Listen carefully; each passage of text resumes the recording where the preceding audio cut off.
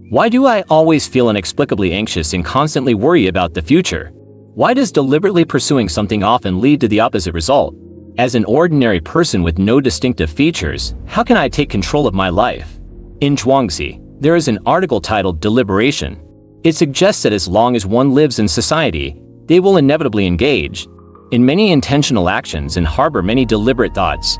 Studying is an act of deliberation. We deliberately become students. We deliberately become employees. Even when faced with significant changes or events, we will deliberately believe in fate. In other words, a person doesn't naturally integrate into society. Instead, they have to deliberately fit in. They need to undergo a certain degree of socialization to grow into a qualified member of society. We can liken society to a large corporation. An unsuspecting individual gradually integrating into society is essentially like getting a job. To excel in this job, one must embrace the company's culture and adhere to its rules, such as prioritizing money or indulging in endless entertainment. In the end, it's all about the collective mindset of the company. Even if you understand the concept of mob mentality and the logic behind conformity, as long as you live within this group, you must accept its way of thinking. Zhuangzi said, "Society is like a great river, and people are like the clear water in the river. As water, there is no choice but to flow in the direction of the river. The issue is not that individuals should follow the thoughts of the collective, but that the collective promotes erroneous ideas. The meaning is that while many people are in pursuit of wealth, they are also trapped by it. Similarly, while many chase power, they are ensnared by it. The issue here is not just about the pursuit of wealth and power, but the fact that the vast majority cannot attain them. When an individual's situation deviates from the collective thought, feelings of confusion, anxiety, sadness, and other negative emotions rise. The reason for people's sorrow is due to not obtaining what they desire and losing what they have. Yet, for the vast majority, their lives are filled with instances of not obtaining and losing. Why is that? The reason lies in the difference between the way of heaven and the way of man as described in Taoist literature. The way of heaven does not favor any particular thing.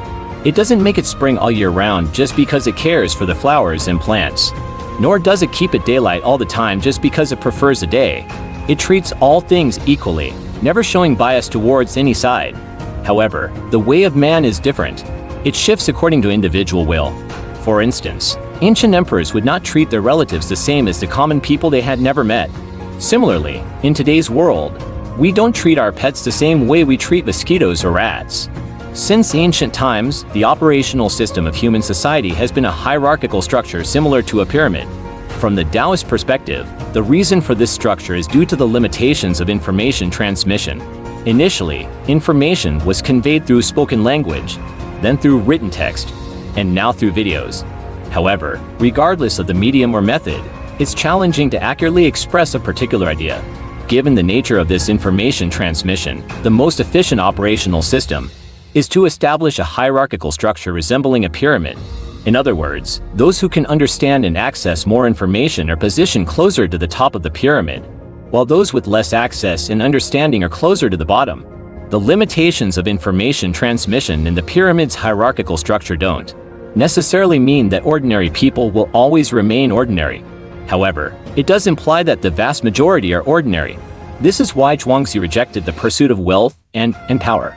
Throughout history, the vast majority have not been able to attain significant wealth or power.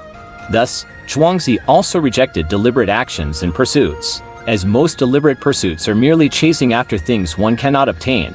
In a broader sense, experiences like birth, aging, sickness, death, separation, and setbacks are things that the collective despises, but individuals must go through. In Zhuangzi's view, people's efforts to transcend such pain are the use of the useless. Why is there a midlife career crisis at 35? Because you are deemed useless, or at least useless to the company compared to younger individuals. Why do many people advise against choosing liberal arts majors? Because liberal arts are seen as useless, especially in terms of job prospects, compared to the sciences.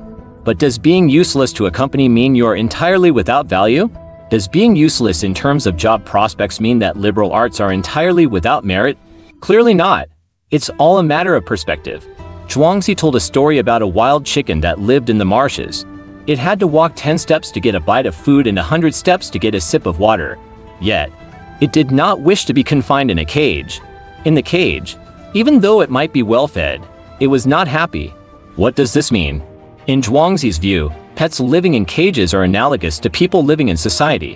While pets living in the wild are like individuals returning to their true nature, a person cannot completely detach from society, nor can they fully return to their innate nature. Because humans are inherently social creatures who must integrate into society.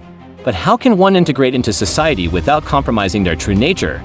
Zhuangzi suggests that the best approach is to exist between one's nature and societal expectations, between the useful and the useless, achieving a state of selflessness. Take work as an example, not investing any emotions in work, not experiencing any emotional fluctuations, is what is meant by selflessness. The you at work and the you in life are entirely unrelated. However, this seems almost impossible to achieve. Zhuangzi then proposed an even higher realm, suggesting that to completely escape the dilemma of usefulness and uselessness, one might need to deliberately craft a false image to fit into society. However, in the end, societal judgments of success and ordinariness are relative to society itself. The terms useful and useless are typically used to describe tools. The value and destiny of a tool do not depend on the tool itself but on whether society still has a demand for it. But humans are not mere tools, and a false image cannot truly represent us. Once we detach from societal standards, our success, ordinariness, usefulness, and uselessness are all determined by our personal beliefs.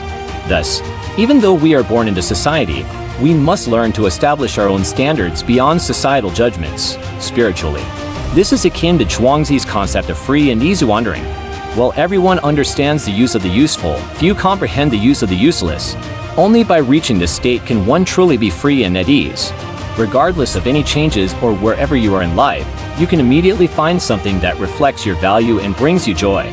We don't have to wait for a particular stage in life or a specific place. Every moment in life is a joy for us. This state is what Zhuangzi refers to as free and easy wandering perhaps. Transcending societal default standards is what's called rising above the mundane. Maybe establishing one's own standards outside of societal norms is the realm of the true person.